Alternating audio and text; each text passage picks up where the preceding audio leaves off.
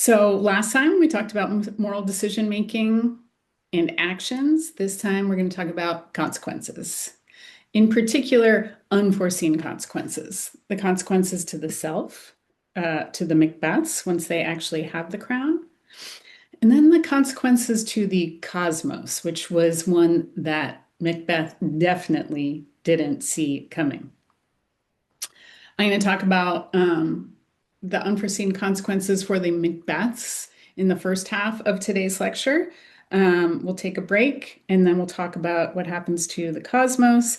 I have prepared less material this time so we can have more discussion. So definitely at the end, if not before. Last time we looked in depth at that long speech at the beginning of Act 1, Scene 7, in which Macbeth says, "But what if only I could trammel up the consequences of this deed in the deed itself? If I could just prevent there from being any consequences, and the moment I committed the deed, it would be over." But of course, he knows that that is an impossibility, and that instead, to commit the crime would be to jump the life to come. Great phrase. I don't know how your text footnotes it. It's an image of him jumping from one riverbank to another. He's jumping from the here and now and everything he has in his life, which is to say, status, security, honor. He would jump over the river into eternal damnation. He knows that's what's going to happen. What I find fascinating about that line of jumping from one riverbank to the other is how it speaks to a larger blind spot in Macbeth's thinking, which is to say, what about the interim? What about what it's going to be like to actually have the crown, that thing that they are risking everything for? Um, He doesn't spend a lot of time, if any, imagining what it will be like to be king, nor does Lady Macbeth. They spend none of their mental energies on that. And one thing I find really interesting is that once they get that power, they take not an ounce of pleasure or satisfaction in it. They have destroyed everything to get the crown. Not a whit of exultation or anything the moment they get it. Think about the exhilaration that both of those characters felt in the planning and the kind of desiring of the crown. Think of Lady Macbeth in the moment she heard the prophecy and then learned that Duncan was coming that night. I mean, she got this thrill of absolute power in that moment. That wonderful line, "I can feel the future in the instant. I can feel all of that power that's coming to us right here and right now." Or think about Macbeth once he had officially desired or expressed the willingness, not the desire, then he freaks out. But when he finally agrees to commit the crime, that incredible line where he says, "I am settled, I'm doing it. I bend up all of my corporeal agents to this terrible feat. Every aspect of my body and self, I am committing to doing this." That exhilaration and power that they feel before the crime, gone. They wanted power, they risked everything, they got power. Once they get it, what does Lady Macbeth say? Naught's had, all is spent. We gained nothing, we lost everything. Why? Why did that happen? And why didn't they see it coming? Let's look at Macbeth's first soliloquy after the killing. I think it's his first soliloquy, in which he expresses his discontent at having the throne. It is Act 3, scene, it's the first one on your list, Act 3, Scene 1, line 47.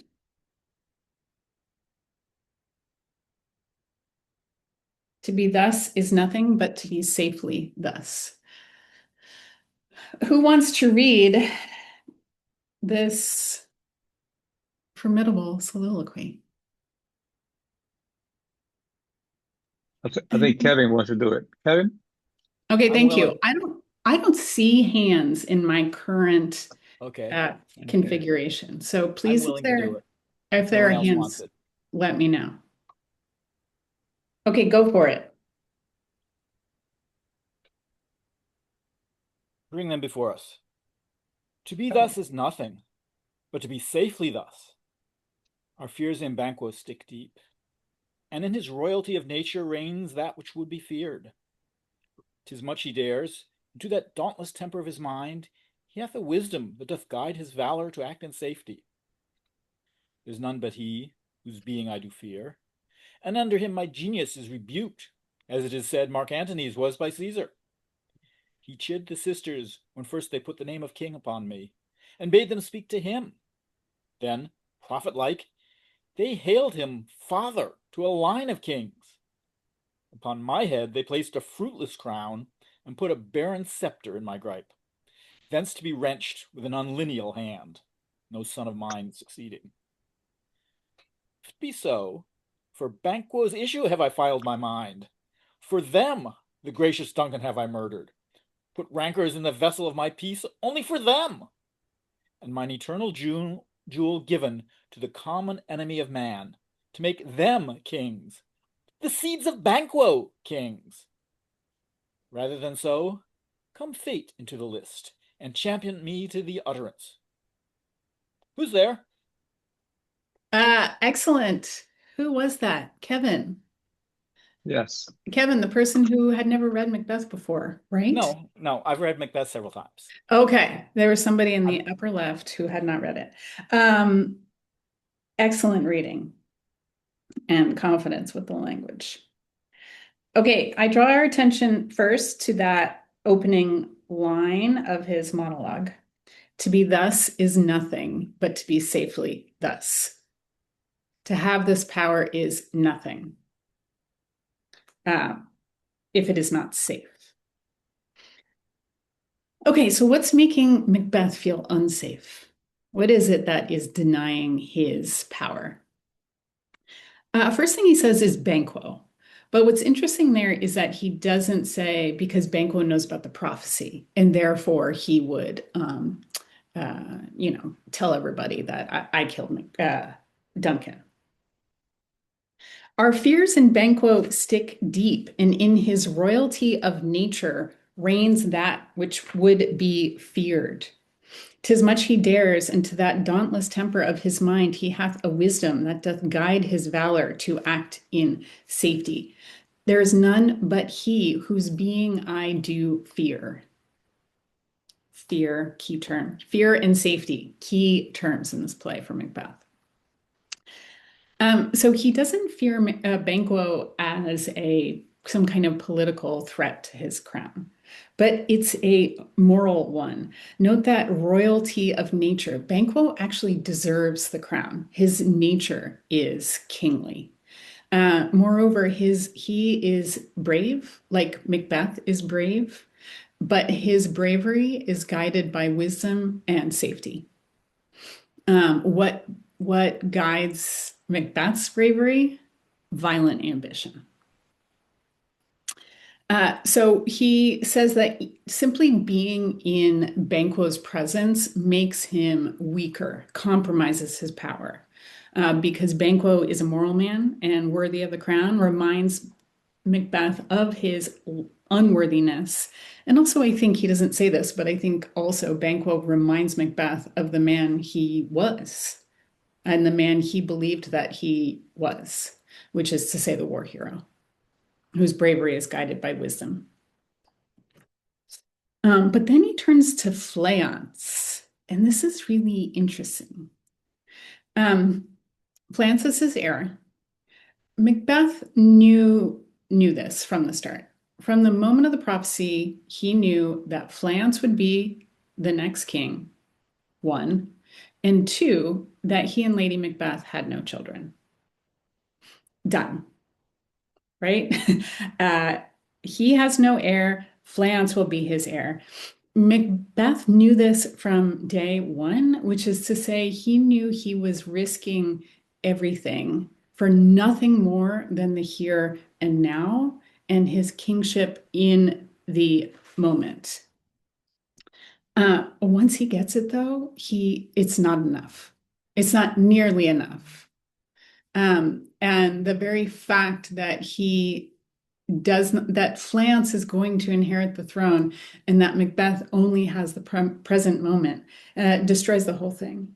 It ruins all the I don't know, whatever he thought it was he was going to get out of the crown, because he is giving up his eternal jewel to the common enemy of man for nothing other than Flance. But I see something. I think his language from 60 on is particularly interesting when he is thinking about this.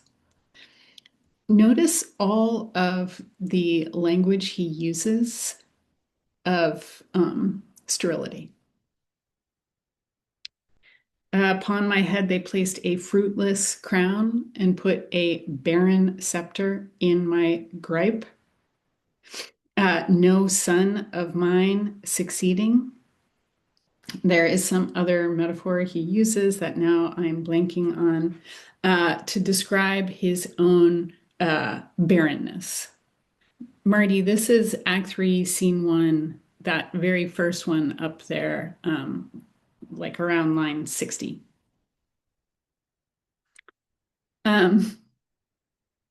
This is one of a number of times that the play reminds us that the Macbeths have no children.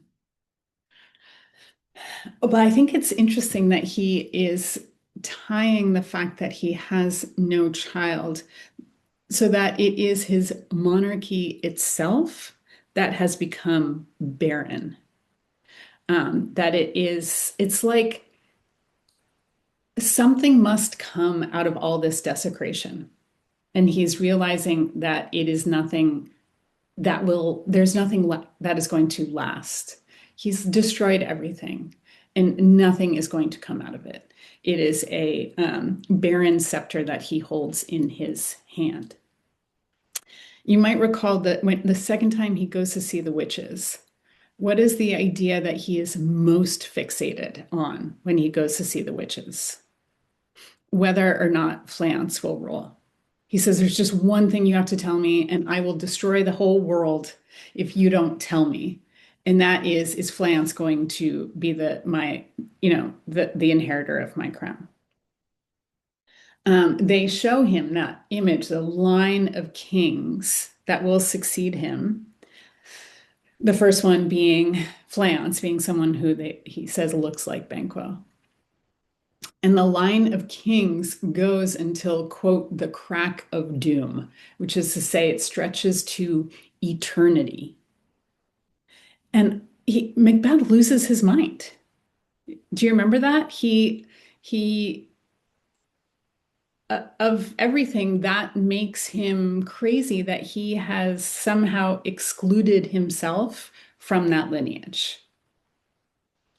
He has given up his eternal jewel, his ability to, go to heaven, essentially. He has foreclosed himself from the future. And when I think about this, I connect it in my mind to Lady Macbeth's speech that we talked about at the end of last week's lecture, the one about the baby. Of course, this is an imaginary baby. This is not a real baby that she murdered, but it is certainly a symbolic baby. It's one of those moments of which I said there are many in which the Macbeths are saying much more than they intend and are actually kind of speaking against themselves, which is to say, what is the consequence of an act that is in some way compelled by an evocation of infanticide?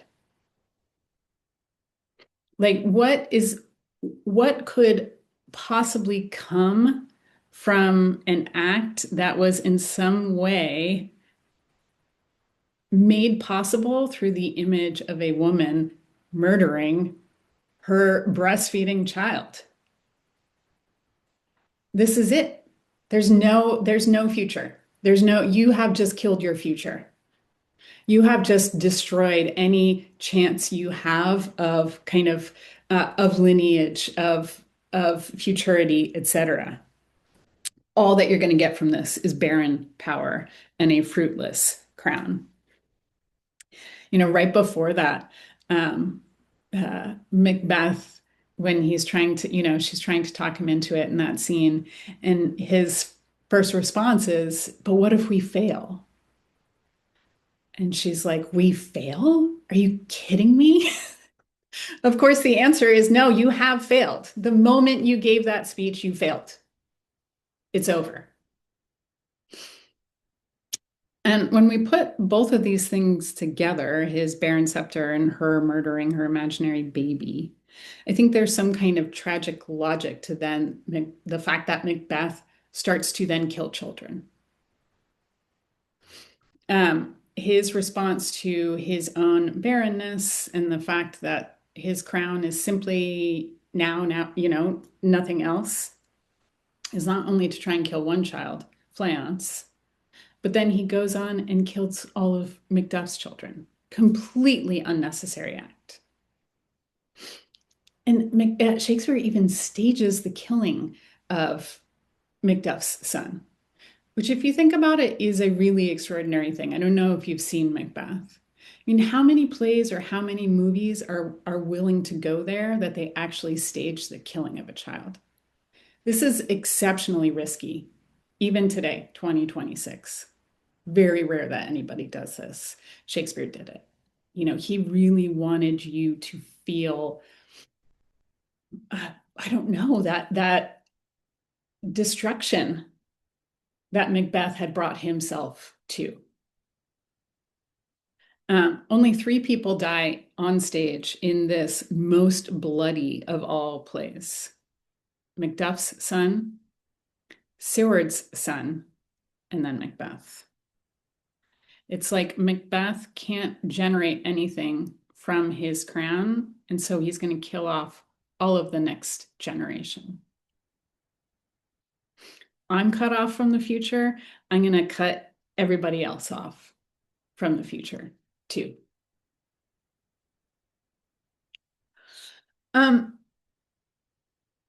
Another interesting thing about this speech and about why it is that he wants to kill Fleance, which again is not politically necessary.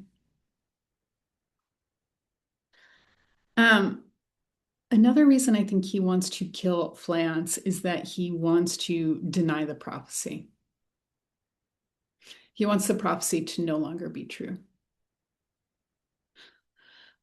I think that's because if we look at the end of this speech, he wants to say that there is no such thing as fate. Why is that? I mean, he wants to have autonomy. He wants to be the person who says, "I am the actor. I am not simply a pawn in some larger play written by another person." It's another way of saying that when he gained everything, he lost that essential part of himself, which is the ability to act and have agency in the world. But if he destroys fate, he can become a man again. So there's that amazing line. Where is it? Oh no, it's not there. Well, here he says, rather than "so come fate unto the list and champion me to the utterance," so I'm going to joust fate and I'm going to destroy fate. But then later, upon when he's trying to kill Fleance, he says Fleance, quote, "must embrace the fate of that dark hour."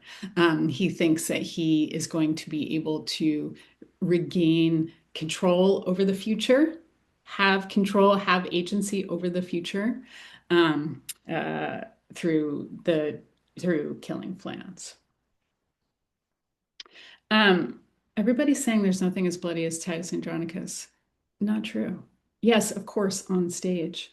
Macbeth kills half of Scotland.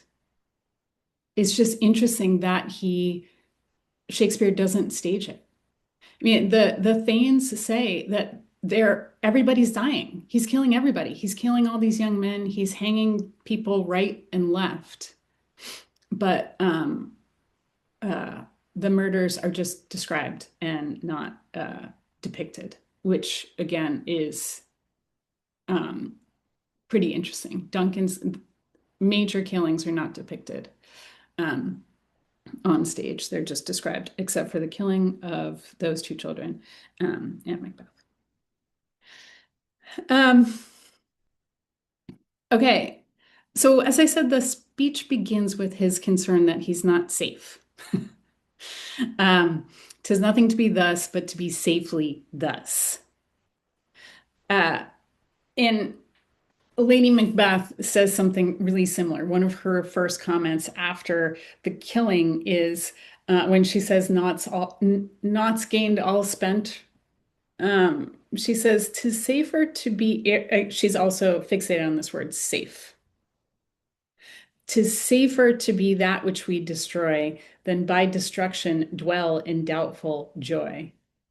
It's safer to be the murdered king than to live in the doubtful joy we gained through the murder. The only safety now, she says, is death.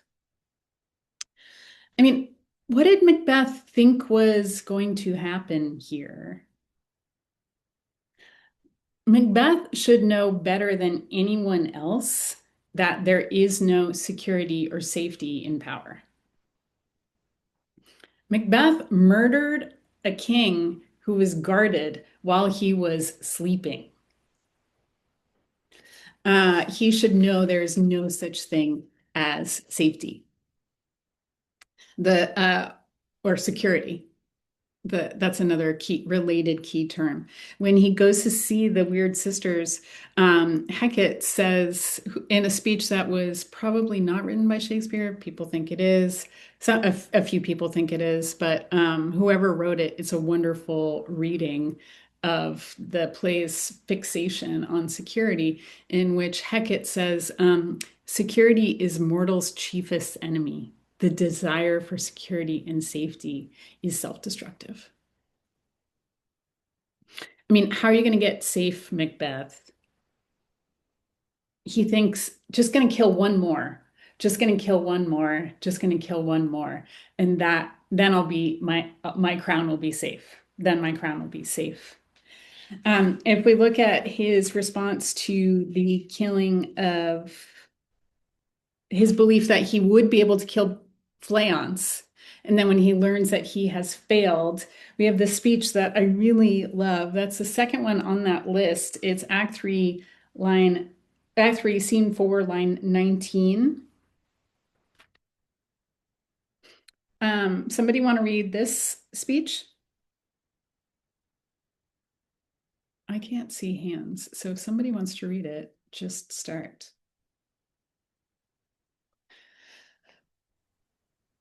Go for it, Kevin. I'll do it again. Great. From 19. Mm-hmm.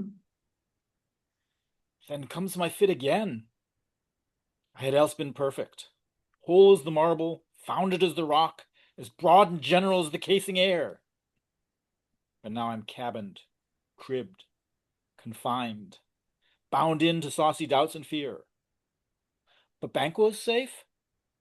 Okay, thank you, Kevin. Banquo's safe. Notice he's using the word safe for dead. I love that. I love that speech so much. It's so evocative of Macbeth's psychology, the moment when he is on the throne. There comes my fit again. Fit might actually be word for a seizure. If I had just been able to kill Flance, everything would have been okay. Then I would have been perfect. I would have been whole as the marble, formed as the rock. I would have been utterly secure and complete. Perfect meant complete, but there's our sense of perfect also. But with that loose end, my life is nothing but fear. I'm cabin, cribbed, confined, bound to saucy doubts and fears. This play uses the word fear 48 times, as opposed to Hamlet, which is twice as long, but uses the word fear half as much. Say the word fear here comes 4 times as many. I mean, I understand it's a different play, but it's an indication that fear is a word that comes over and over and over again in this play. It makes sense that the word fear would come up so often in a play in which, once again, the king is a tyrant and he's killing half of Scotland. As somebody, one of the Thanes said, Scotland, which should be our mother, has become our grave as a result of Macbeth's killings, which is another wonderful echo of Lady Macbeth's comment about killing the baby. But the person who is most afraid in this play is actually Macbeth. His life has become a living nightmare, and he will do anything to overcome that fear. He says to Lady Macbeth really early on after the killing, if I have to tear the world apart so that you and I don't have to eat our meals in fear, I will. But what's he so afraid of? Why is his life a living nightmare? Lady Macbeth, granted, she says this in her sleepwalking scene, but she says everything she says in her sleepwalking scene is entirely meaningful. She's just cut and copied it from different parts of the play. None of it's nonsense. One of the lines she says, which obviously would have come from where her mind was at early in the play, she says, "Fie, my lord, fie, a soldier and afeard. What have we what should we fear about who knows what we have done when none can hold our power to account? What need we fear who knows when none can hold our power to account?" We can act with total impunity. Why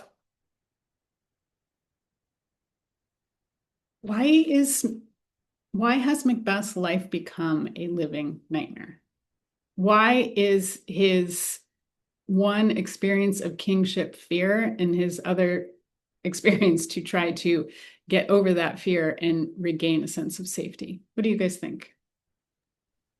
Yeah, Abigail, isn't in general fear part of the political atmosphere, no matter what setting you are, whether it's an aristocracy or democracy?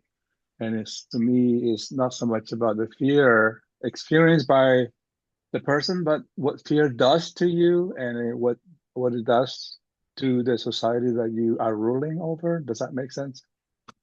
Yeah, fear is attendant on power, you mean? Yeah. It is, but not for other people in this play. Duncan notably didn't fear anything, right? He says, man, the Thane of Cawdor, he was a man upon which I built absolute trust. And Malcolm, when talking to Banquo, establishes himself as a man who will neither inspire fear nor be ruled by fear.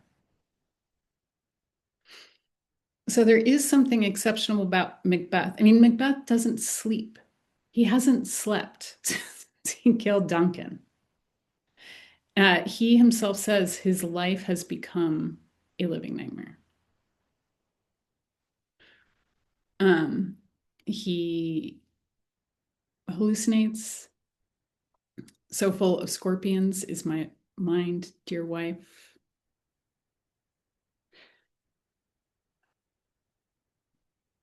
I don't know the answer really myself. But I think one thing that's interesting is that, as I said before, all of his violence can be accounted for by thinking, not all of his violence, but most of it. I'm just going to kill that guy and that guy and that guy in order to secure my throne. But does it secure his throne? Obviously not. It just, everyone destabilizes his throne. What does it do? It cures him of his fear. There is that incredible speech that's the third one on that list, Act 5, Scene 5, line 9. This is when there has been off stage women crying. And it's, what kind of cry? Sorrow, fear, both, I think, at the death of Lady Macbeth. To which he has the extraordinary response where first he says, "What is that noise?" He doesn't recognize the sound of women crying. What is that noise? He just hears it as noise. What is that noise? It is the cry of women, my good lord. Macbeth says, "I have almost forgot the taste of fears. Time has been, my senses would have cooled to hear a night shriek, and my fell of hair would at a dismal treatise rouse and stir as life were in it. I have supped full of horrors. Direness familiar to my slaughterous thoughts cannot once start me. Wherefore was that cry?" There, he's definitely referring to his early response, I think, to the prophecy back to Act 1, Scene 3 that we started with last week.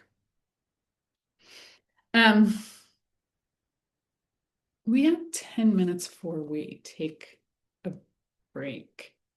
What about, and let's turn it to discussion. So that's one way of understanding what happens to the unforeseen consequences of the throne for Macbeth.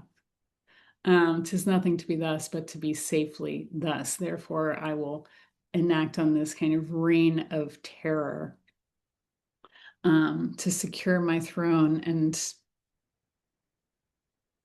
I don't know, simultaneously, make sure that everyone else is experiencing what I'm experiencing, which is to say, I'm going to end, future generation, the futurity for all of Scotland. What about Lady Macbeth? She's not so interested in this, or she's not thinking of the whole thing in terms of fear and safety the way that he is. The word, I'd say her key term, only because it's the first one she says, is that she's lost content. She's lost all contentedness. All nought's gained, all's spent when our desire is got without content.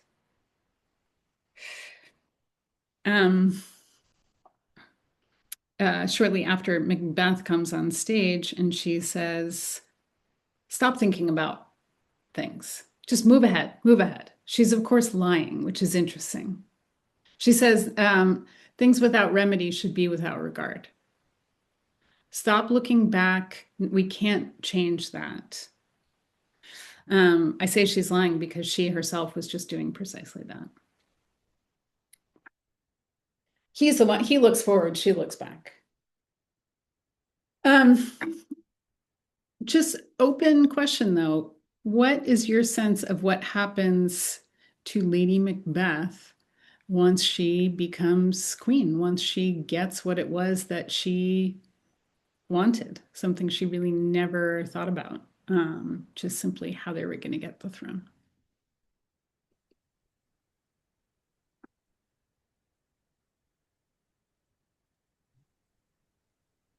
So I just put something in the chat, but I realized I could say it. Is it content, like comfortable, or is it content? Their crown is unfruitful, It has no meaning. Uh, that's an excellent question, Terry. I always thought it was content in terms of as akin to his sense of safety, as you say, but content is much more interesting. Well, the double meaning is meaningful.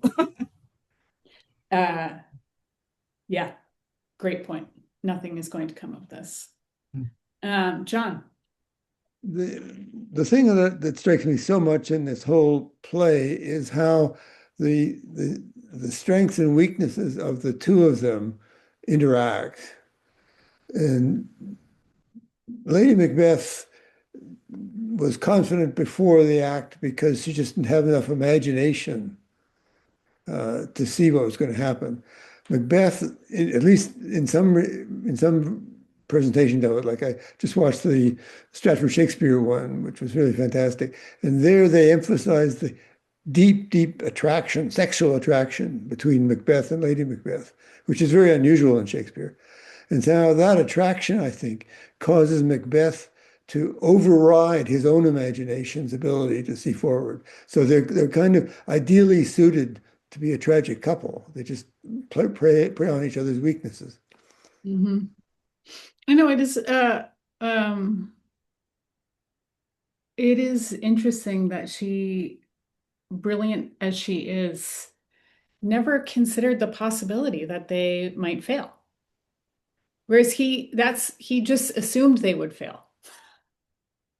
But she, like, if we fail, she's like, we fail? It doesn't register even when he says it. And so I'm not sure if he just kind of borrows that and allows it to cancel out his own assumption that they'd fail. I'm not sure.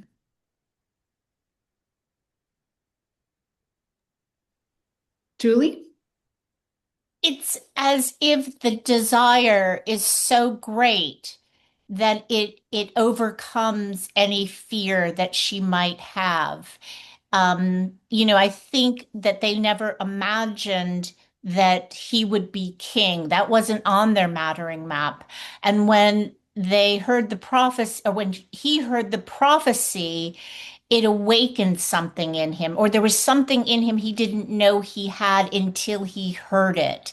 Sort of that of saying the best mark for a con man is someone with a little larceny in his heart. He didn't know he had that larceny in his heart.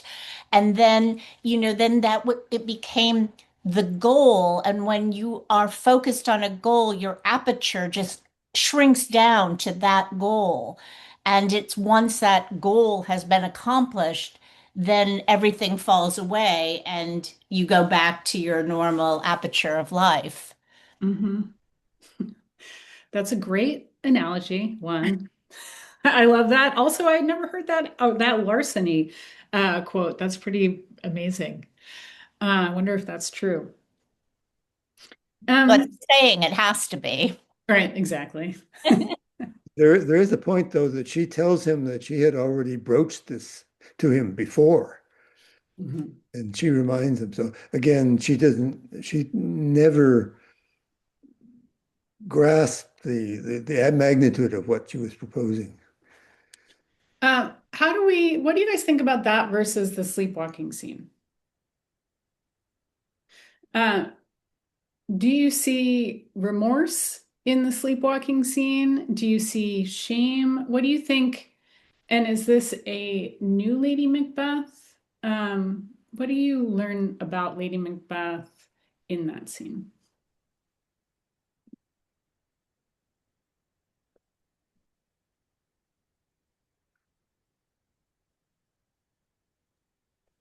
Not entirely new, because she indicated that she could not kill Duncan because he looked too much like her father.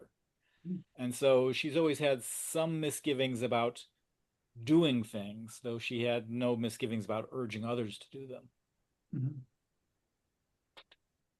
Which I don't think my sense is she didn't know that about herself. Although she is aware that she has to steel herself to do it, as we see in the Unsex Me Here speech. I do see that moment when she's unable to kill Duncan because he reminded her of her father to be a shock to her. Though we don't know, I mean, what's interesting about these characters is that we get almost no indication of what they were like before the prophecy. Lady Macbeth gets 0 airtime before the prophecy, and Macbeth gets about 2 lines. Yeah, John? Well, the thing that strikes me so much and that I love about the sleepwalking scene is her fixation with the will these hands ne'er be clean? Mm. Because again, it illustrates that she didn't have the imagination before, because she told him a little water clears us of this deed. And so for Lady Macbeth, I think the world has just fallen apart. Everything she thought she knew, she realized she was deluding herself. Mhm. And the sleepwalking is so wonderful. Because the play's fixation on sleep and the fact that Macbeth has murdered sleep and perhaps has ceased to sleep. But she had that exquisite self-control in the first half of the play. And now she's asleep. And she no longer has that self-control and her actual moral compunctions that had been tampened down, made invisible to herself so that she could gain power. That kind of thinking, logical frontal lobe thinking, is suspended. And so the real truth of her feelings can emerge. And wonderfully, it is all mixed up.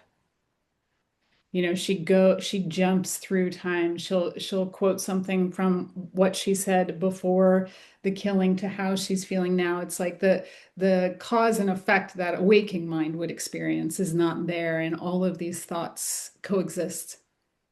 Linda? Well, it probably didn't help her much that her husband went off the rails. I mean, she didn't have that support. Mm-hmm. You think if they had, what do you think would have happened if they stayed the close couple they were before? Might have been a little different if he hadn't gone crazy. Mm-hmm. Right. I mean, she would have certainly tried to prevent him from killing anyone else. Because That's possible, yeah. She could have maintained that clarity that would say, for example, Fleance isn't going to kill you, he's 10, um, uh, but she also lost her ability to control him by that point. The Banquo scene is such a beautiful depiction of the disintegration of their marriage. She cannot reel him back in.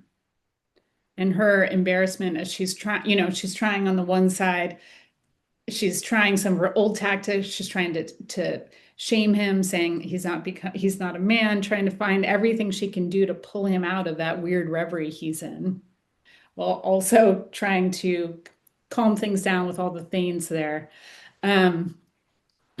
Yeah, it's over. He has completely retreated into himself, and we never see them again together in the play.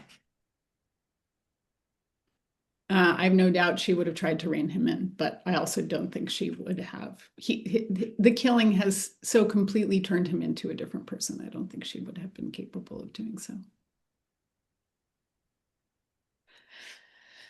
All right, let's take a 5-minute break. And we will come back. If there's something you would like to talk about in the play in the second half, why don't you put it in the chat, or you can tell me over the 5-minute break, and I'll see if I can incorporate it in.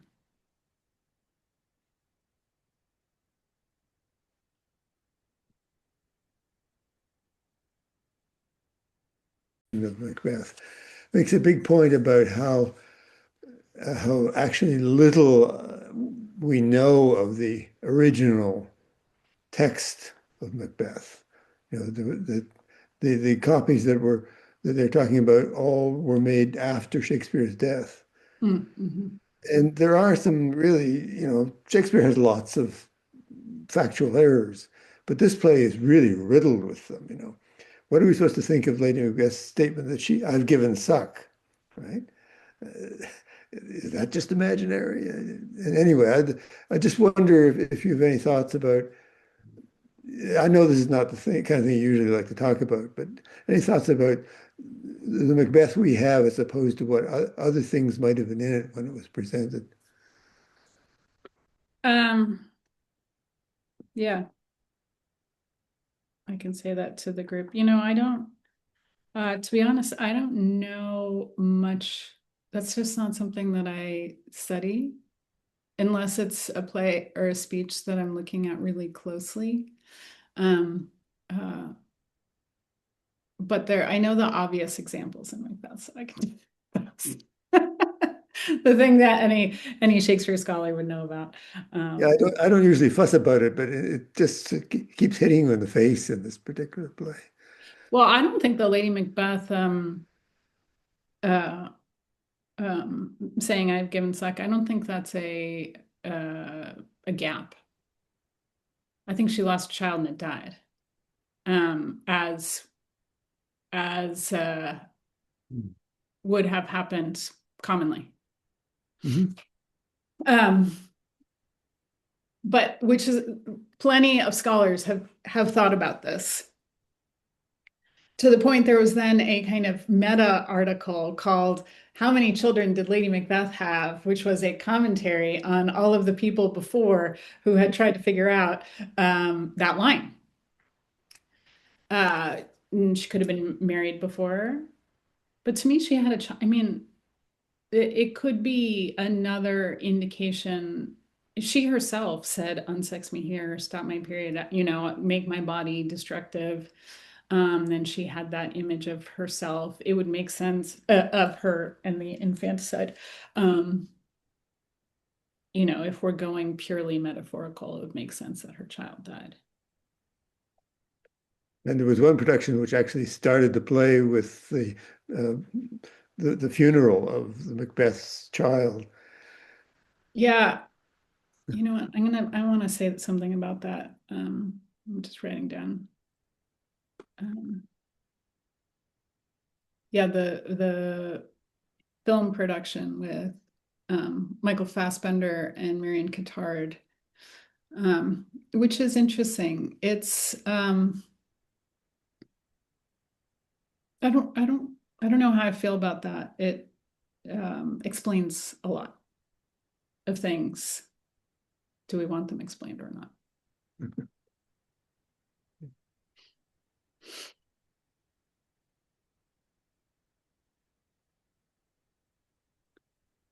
Okay, hold on. I'm gonna look.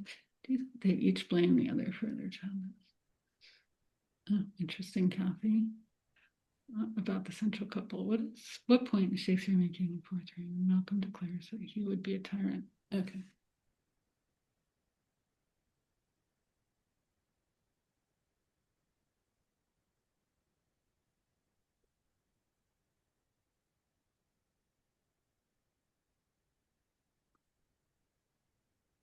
Anyone else want to put something in the chat or raise a question to talk about in the second half?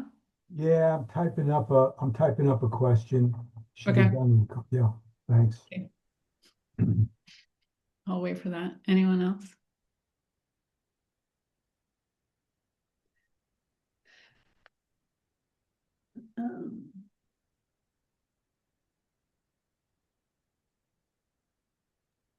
Abby, I really love this play. Is there, and I apologize if you've already given this out, is there a particular version of this that you like, a movie or a production? Well, you know, the one I always teach from, sorry, I'm just looking because I have a terrible sinking feeling that I can't find a few pages of my lecture. Well, we'll see. The one I always teach from, Julie, is the Patrick Stewart one. I don't know. I think it's just great. I really like it. But John just recommended the Stratford one. How did you get Yeah. access to that, John? It's on YouTube. It's on YouTube. Yeah. That one just, I watched it, that just blew my mind. One of the things I liked about it was that Macbeth is much younger and sexier in that than Patrick Stewart. Right. And they just did a lot of things that just it was pretty wild. That there was some the last scene with the witches is just off the track. But I thought the acting was very good, and I just thought it hung together the way that very few productions have. Thank you. That's good. Yeah, that's how old should the Macbeths be? That's always an interesting question in performance. People usually make them more like Patrick Stewart age or beyond a reproductive age, which makes sense because if they thought they could have a child and learn that fleance would be heir, that would have been something different. Then the response would have included, okay, let's go make a baby now. So I think that's one reason why they're usually presented as middle age or later. But Roman Polanski famously made them very young and sexy also. I have to say, yeah, Kathy's bringing this up. Okay, so, you know, everybody has to go home and watch Throne of Blood. That's everybody's assignment for the rest of the weekend is to go and watch Akira Kurosawa's production of Macbeth, which is called Throne of Blood. It does not use Shakespeare's language. The language is, in fact, pretty sparse. It is the greatest Shakespeare movie ever made and one of my favorite movies. It's just, I can't even say how good that movie is. I don't want to risk building it up too much, but I don't know that that's possible. It's just so good.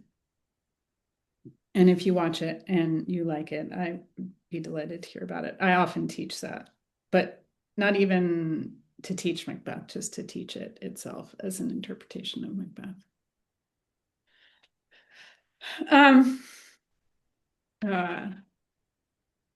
I think that, no, looking at Kathy, I assume Kathy, that's what you were talking about. Okay, so there are a few interesting questions that came up either in over the break or in the chat. And I think I'll just start with those and then go into some of the things that I was going to end with. And we'll just see where we get. So first, over the break, John asked about the textual history of Macbeth because we don't have an early copy of it. Depending on how much you know about Shakespeare, we have the edition, the folio edition, which was made after his death, in which people kind of compiled all extant scripts they had and made an official version called the folio. And modern editors look to the folio as their primary text when they are creating an edition of a play. But for most of the plays, not all, we also have what are called quarto versions, which were kind of cheap paperback that were presented in Shakespeare's life, usually a few years after the play was written. And so editors are able to look for any discrepancies and then they kind of make a judgment call for which they think is the right original script, and that it is just that. It is a judgment call, sometimes meaningfully so, sometimes less so. John was wondering about the fact that it feels like there are things missing from Macbeth. And we only have the folio, which kind of exacerbates that feeling. Or that concern, I should say. So for example, we have some interesting, the one that's most talked about is that we have the presence of Hecate, who's kind of presented as the queen bee of the world of the Weird Sisters. And that speech, which perhaps while you were reading, you got a very clear sense that the speech didn't sound like anything else in this play. It just feels different. And the rhyme's different, the meter is different, they're shorter lines. It just feels like it was written by a lesser playwright, to be honest. Although I do love that line I quoted, that security is man's chiefest enemy. And so they think that was written by his colleague Middleton. But then there are other things that just feel like maybe there's a gap. Like, Terry asked me earlier, Lady Macbeth refers to the moment when Macbeth consented to commit the crime. When was that? Do we have a missing scene? Or is that a overly optimistic interpretation of his silence earlier on when she said, let's kill the king, and he didn't say anything? What else do people wonder about? Another one that John brought up that has caused much questioning is Lady Macbeth's comment, I know what it is to have given suck. Meaning, I have breastfed a baby before. Where's the baby? And so people wonder, is that somehow a textual error? That, these happen all the time in Shakespeare, where he says something here and he says something here and they don't match, and you count for it in whatever fashion. So some people see that as a kind of error in the plot logic. I don't particularly see it as that one. For me, her baby died. Period. In an era, the year Shakespeare was born, something insane like 25% of babies died.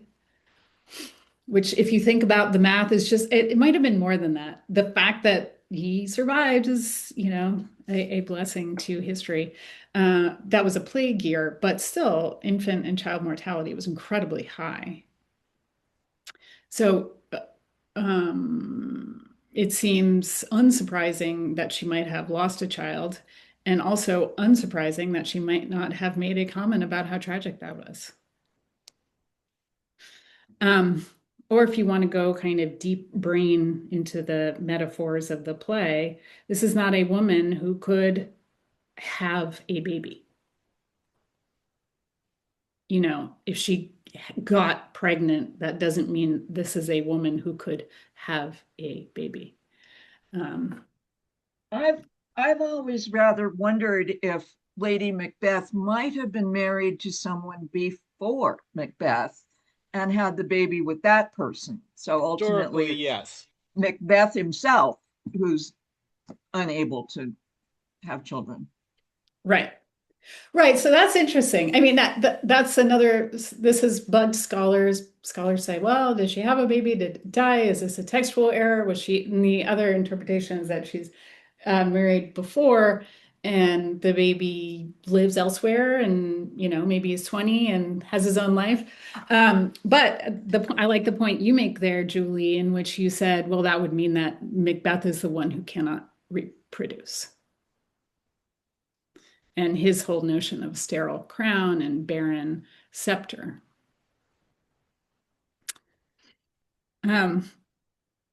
There was a production of Macbeth, and this leads us to another interesting question. A few years ago, that began the play with a funeral for a baby that the Macbeths had just had.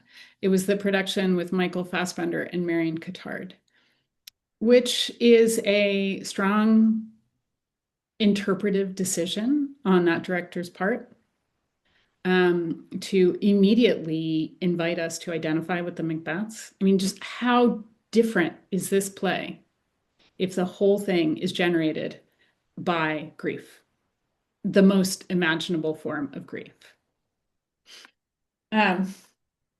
Oh man, there's actually this line that would take me too long to find. But one of the murderers whom Macbeth is trying to convince to commit the crime says basically, I am so full of hatred for the world that I'll commit any crime. It's this incredible line of despair where he says, like, I have so much grief isn't the right word, that I'll do absolutely anything. You mean second murderer's line? I am Yeah. one, my liege, whom the vile blows and buffets of the world hath so incensed that I'm reckless what I do to spite the world. Yeah. Which in a way always sounds like Macbeth. I'll do anything to spite the world. That kind of chaotic violence. And the murder is an unusual amount of depth for the murderer. But if the two of them were acting out of grief over a lost child, then that line would be a perfect encapsulation that could describe their world destruction. And puts a very different cast on the play. So I don't know. It's interesting. It's interesting. Not how I would play it, but it's interesting.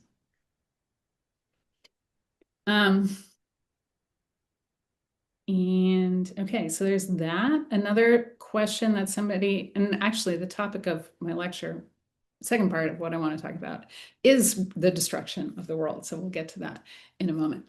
Another question in the chat, what's the deal with Malcolm and that whole silly performance?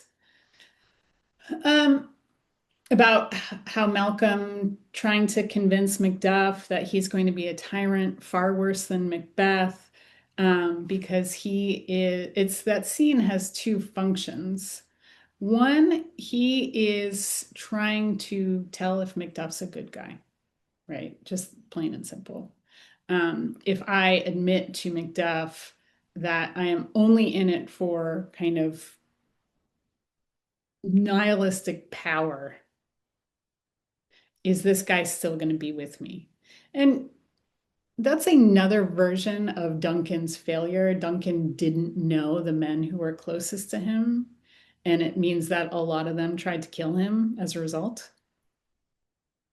And so in some way, this is a different version of that Malcolm is trying to test Macduff so he can do what the others failed to do, test the loyalty, although in a positive sense.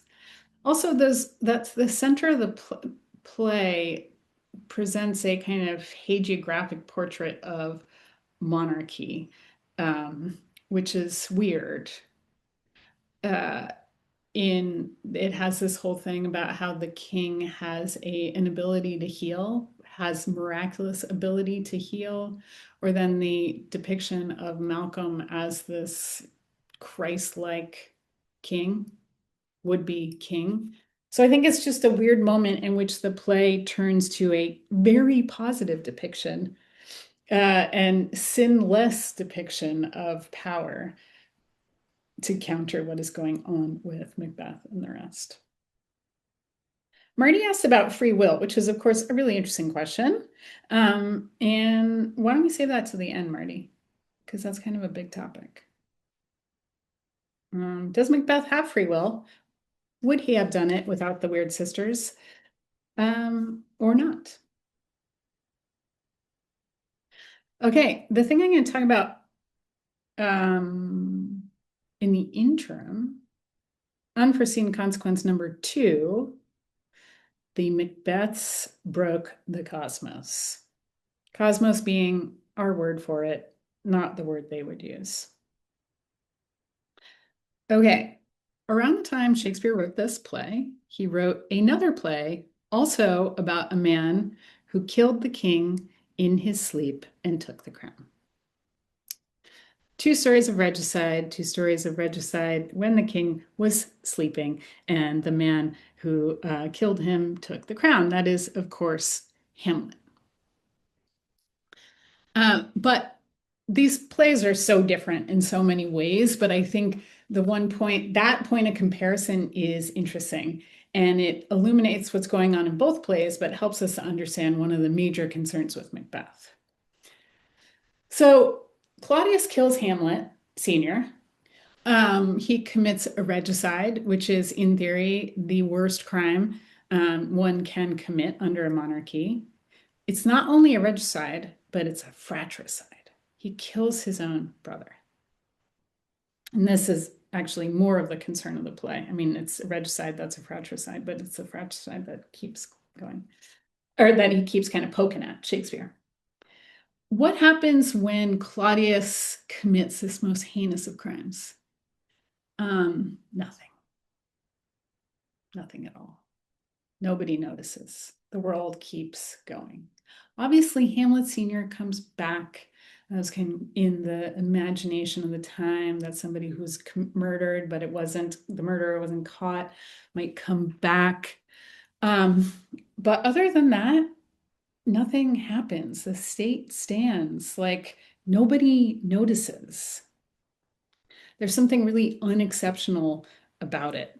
I think another way in which the play thinks about his crime as unexceptional is that Shakespeare keeps comparing Claudius's murder of Hamlet Sr. to Cain's murder of Abel. And so there's something it was always going to happen, right? This is just what humans do. They're ambitious, they're envious, they kill. And so he commits the crime, nobody notices. Hamlet says time is out of joint, but it's not really. He's saying something is wrong and I have to set it right. But is time really out of joint? No. What happens when Macbeth kills Duncan? Time is really out of joint. The sun has literally refused to rise. I think that's one of the most important facts of the play. The next morning, everybody wakes up. It's, 10 o'clock in the morning, and it's still dark out. The sun has refused to come out and see a new day. The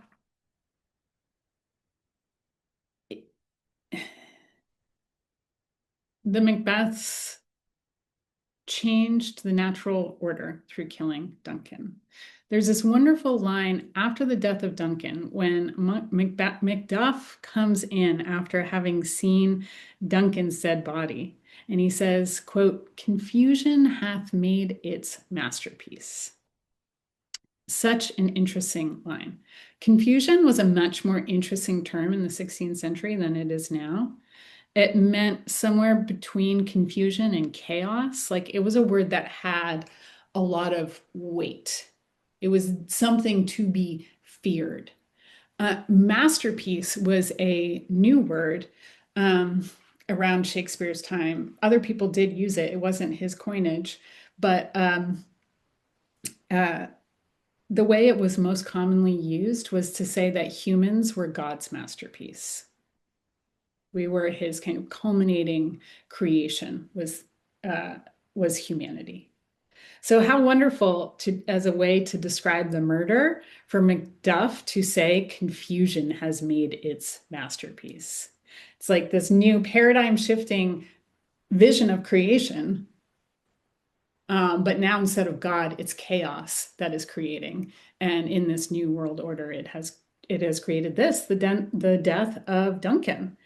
And even Macbeth, when he describes Duncan's dead body later in that scene, he describes the open wounds on Duncan's body as, quote, "a breach in nature through which ruin makes its wasteful entrance." So it's not Duncan's body that has been wounded, but the natural order itself. And through those open wounds comes chaos, destruction, ruin's wasteful entrance. Again, ruin was also a more interesting word than it is now. It meant kind of destruction. It's a wonderful way of describing how their crime has changed everything. Nature has become deeply unnatural. The old man, in describing how in committing the crime, like the whole natural world has been altered, he says it is unnatural, like the deed that has been done. There are earthquakes. There are strange shrieks of death in the air. Small birds are killing large birds.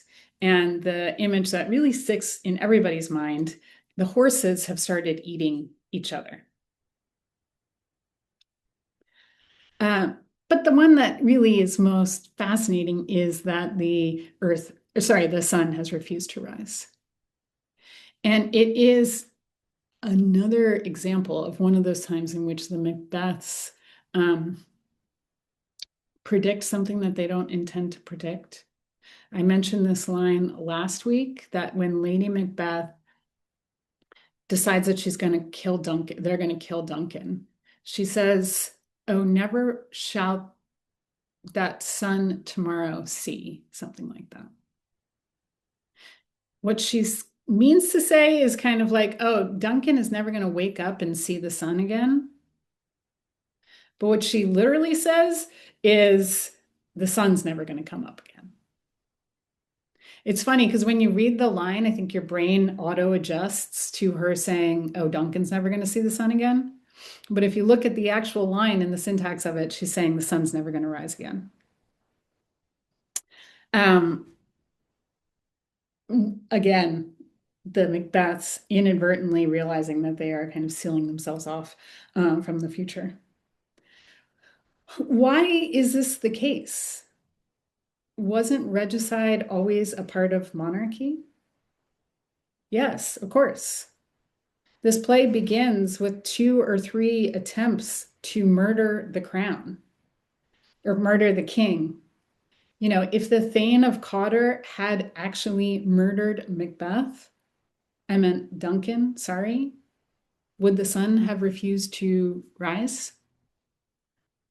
Would the horses have started eating horses?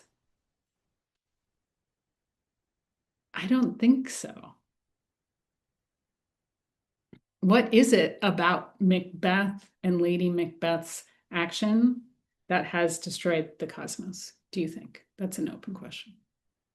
Why are the horses eating horses?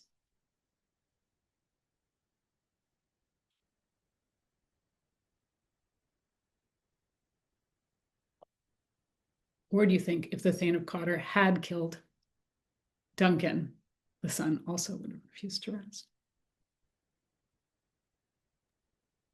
Well, the Thane of Cawdor was in open rebellion as opposed to murdering a guest in his house. Absolutely. John? That whole scene strikes me as one attempt to exaggerate the facts after another. So, you know, the first report about confusion has now made his masterpiece. I get the feeling that Macbeth says, well, I've got to up the odds on that one. So I just have great difficulty in understanding which of the things that people are saying in this scene should be taken literally. All of them. I mean, Macduff, it's an honest utterance. Macbeth is trying to, I want to look at another one of the lines in that scene in a moment. Macbeth is like trying to be who he would be if he had not killed Macbeth and Duncan in that moment. He's trying to sound like Macduff does, in which, you know, Macduff is like, the world as we know it is over. Everything has been destroyed. And so Macbeth has to come in and perform that kind of grief also. But Macbeth is not a performer. He can never do it. His wife keeps trying to make him a performer, and he's always revealing himself. He can never do it. And so I think in trying to perform grief in this scene, he is speaking the truth. And there's another line in particular that actually I was going to turn us to next, and which is the best example of it.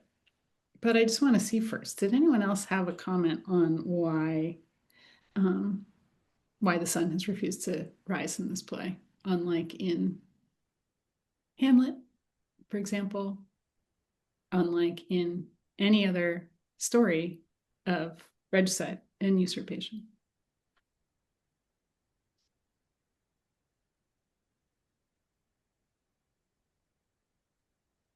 we've talked about the fact that the impetus for Macbeth to kill Duncan is the prophecy and the weird sister stirring that odd kettle. So perhaps the breaking of the world is related somehow to that particular aspect of this story. Claudius killed his brother because he wanted to be king, but it wasn't driven by a prophecy from weird sisters. So I'm just wondering if it's somehow related to that. Okay. Right. So there are two ways of thinking about Julie's question. One is like maybe those two worlds always coexisted, and when the weird sisters came in, they raised up the invisible veil between the two. And as a result, all of the weirdness of the weird sisters came into this world. Like in this play, suddenly everybody uses the word strange about all sorts of things. It's like the weird sisters has infiltrated their world in all sorts of ways. But Julie, I think when your question also raises the idea of to what extent are the weird sisters responsible for what Macbeth's done? And is that in some way a reason why the sun has not risen or why the world order has been overturned? That it is their strange world that is the cause of the crime. Do you guys agree with that? Do you think that the weird sisters are the reason why, or that he killed Duncan because the weird sisters told him it was his fate?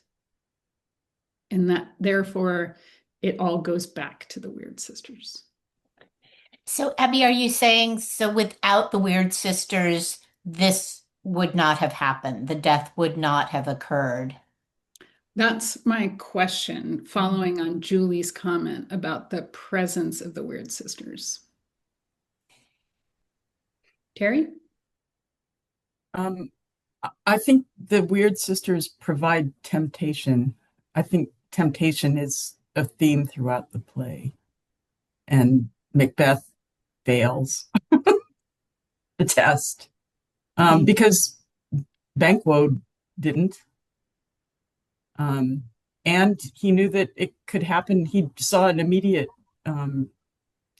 example that he didn't do anything besides his duty, and he got one of the prophecies. So he didn't need to kill Duncan. Mm-hmm. This kind of brings us back to Marty's question in the chat. Was he acting with free will when he killed Duncan? Was that kind of your question, Marty? I was more asking whether Shakespeare was bringing up the question of free will versus what's the opposite? Somebody help. Predestination. Thank you. Just as he in The Tempest brought up that huge question of nature versus nurture, very specifically. Here was it was a little more subtle.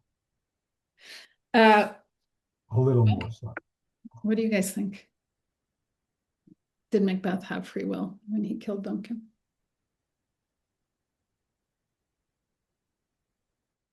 I wonder if part of it is, do we just need that we all have dark desires and we just need some sort of permission?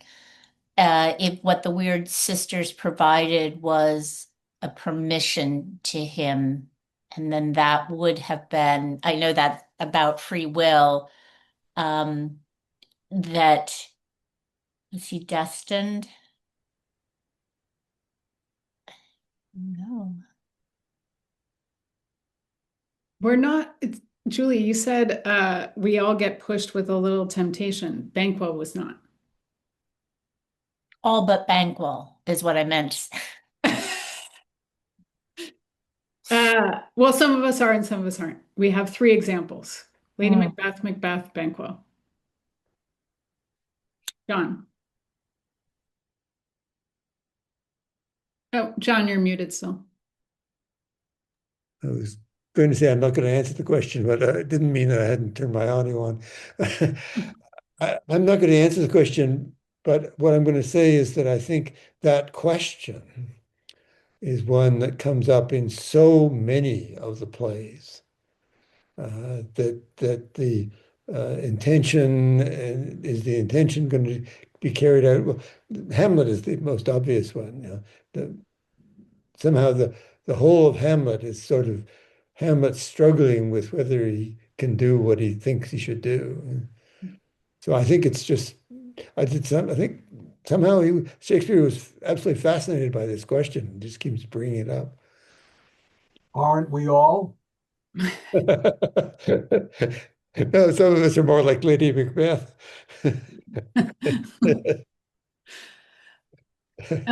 I agree with you, and in particular in the tragedies. I think it's just most marked in Macbeth, which is why I said, I think this is the most interesting play when we think about actions and consequences. But I think in the tragedies in particular, because these are always men with a lot of power whose decisions have very large consequences. This is not Rosalind like, oh, should I don't know, should I get Orlando to fall in love with me or whatever? These are men who are in power, and their actions are going to, the consequences are going to be much larger than themselves, and they're going to be destructive. And so I think that's why the question really comes to the fore most of all in the tragedies. And personally, I think absolutely he has total free will. I think he was fated to become king, and he exercised his free will in killing Duncan. I love that exchange in the chat where Christine said, if the prophecy comes true, why should the cosmos break? Exactly. The cosmos broke because he heard the prophecy and interpreted it as murder. Kevin said the prophecy was unnatural. I tend to think that, well, obviously the delivery of the prophecy was unnatural, but I tend to think what is truly unnatural is the man who broke all bonds of nature and killed his king and his guest, and a man who's described as so innocent, he's like a baby. Ilsa? Back to a different unnatural He was theme under that we the mentioned spell. earlier. Oh, go ahead. Sorry. Ilsa, go ahead. He was under the spell of the three sisters. So if you really think about it, you can't really blame him. He was in their grip. They were the ones who manipulated everything. I don't know. It's just one way to look at it. They manipulated the future by holding up a mirror to Macbeth. Yes. Although I think if he'd never met the Weird Sisters, something else would have triggered him. Sorry. That could be too, yeah. I think it was that act of self-reflection, which is what made him recognize who he truly was, how violent and ambitious he truly was, and they kind of sped things along. But I personally think he would have ended up there in another fashion. I don't know. It's an impossible question to answer. Kevin? Yeah, I just wanted to go back to an earlier thing about the unnatural actions of the horses and stuff after the death. We do have another echo of that in Julius Caesar before Julius Caesar's death. And I particularly like Calpurnia's lines, when beggars die, there are no comets seen, the heavens themselves blaze forth the death of princes. And this was something that Shakespeare did return to more than once. Yeah. Yeah, it's not unusual for there to be some kind of cosmic echo or reverberation when a king or somebody of that stature is killed. Julie.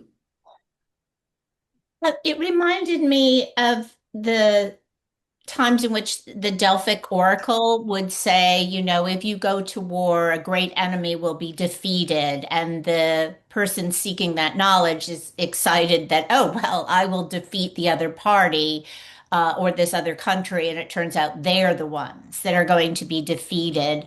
So seems to be something in human nature that once pricked. I mean, if this was his destiny that the weird sisters were saying, why would he have to assert himself into it? Why wouldn't nature just take, not nature, but why would not fate take its course without any intervention on his part? And he wanted it sooner and faster and now. The way it was laid out was not fast enough for him in a way. Exactly. And that right after he hears the prophecy and he just has that one clear thought, oh, well, if fate would crown me, then I could have it without a stir. I don't need to kill anybody to get this crown. He says it once in one crystal clear sentence, immediately moves on. He's not that kind of guy. Yeah. He wants it. He wants it now. And he's not in control of himself in the way he thought he was. And so he takes it.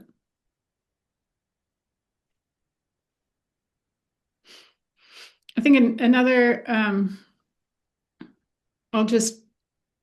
see we're out of time, so I'll just raise some other things that I had thought were or would have been interesting to talk about, and I'll just leave them with you.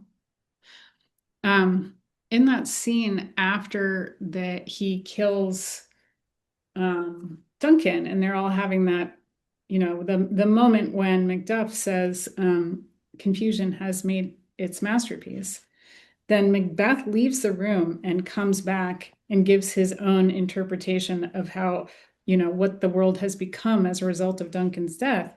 And he says, had I but died an hour before this, I had lived a blessed time. For from this instant, there's nothing serious in mortality.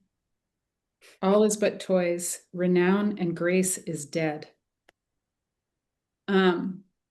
If I had just died an hour before I killed Duncan, the world would still have had meaning.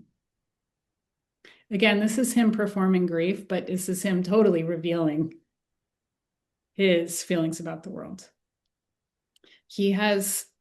There's nothing serious left in mortality. The world has become without meaning. And that inkling that he has here is going to bear fruit at the end of the play when he has his famous tomorrow speech. You know, as a result of what he has done in this play, he has stripped himself down to nothing. Nothing has meaning anymore. Except for his, perhaps in theory, his relationship with his wife. And thus when she dies, he just falls into absolute nihilism, right? Life is but a walking shadow, et cetera, et cetera. You know, our human life is just full of sound and fury, a tale told by an idiot signifying nothing. Wonderful speech to think and talk about. It's interesting that that Macbeth, this is where he lands at the end of the play, just pure nihilism. I love, one of my students once said, he didn't earn that nihilism. He has no right to feel nihilistic. He killed half of Scotland, including a family. You know, screw you, Macbeth. Maybe somebody in that, you know, Macduff is the one who gets to say, there is no meaning in this world. Not the guy who destroyed meaning by killing everybody. So I think it's an interesting question. To what extent does the play share in Macbeth's nihilism? And to what extent does it kind of return to a world of meaning at the end when monarchy is restored to its normal power? I think another interesting question that I'll leave you guys with is, what is the vision of monarchy in this play? I said last time that this play was the first, I believe, that he performed for the new king, King James. And in some ways it was targeted to James, a man who also was scared of witches and believed that and scared of insurrection and murder and believed that he was God on earth. If you were James, what would you think of this play? Does it kind of reassert the authority of monarchy in that Macbeth is simply an aberration? And he's so shocking. His actions are so shocking and unnatural that the world suddenly falls into chaos. And so as a monarch, you know, that's not really in the normal order of things. Or is this a portrait of monarchy in which all of the Thanes are potentially Macbeth? You know, as Duncan says early on, there should be an art to read the mind's construction in the face. You should know if the people around you are Macbeth, but you don't. Okay, so I just leave those with you to think about. We are, alas, out of time. Thank you so much, My Abigail. pleasure. My pleasure. I wanted to, before we go, I wanted to mention that someone mentioned about the Saturday Shakespeare Club at the Aptos Library. They're going to start a series of meetings to talk about Macbeth on April 18th. And I will forward the email from the club to everyone in the class, so you have all the information. And many of you are probably members of the Saturday Shakespeare Club, but some who are not will receive the same email. It's going to be, it looks pretty interesting. A lot more Macbeth. So, yeah, they're doing Macbeth, and the director of this summer's production of Macbeth is giving one talk.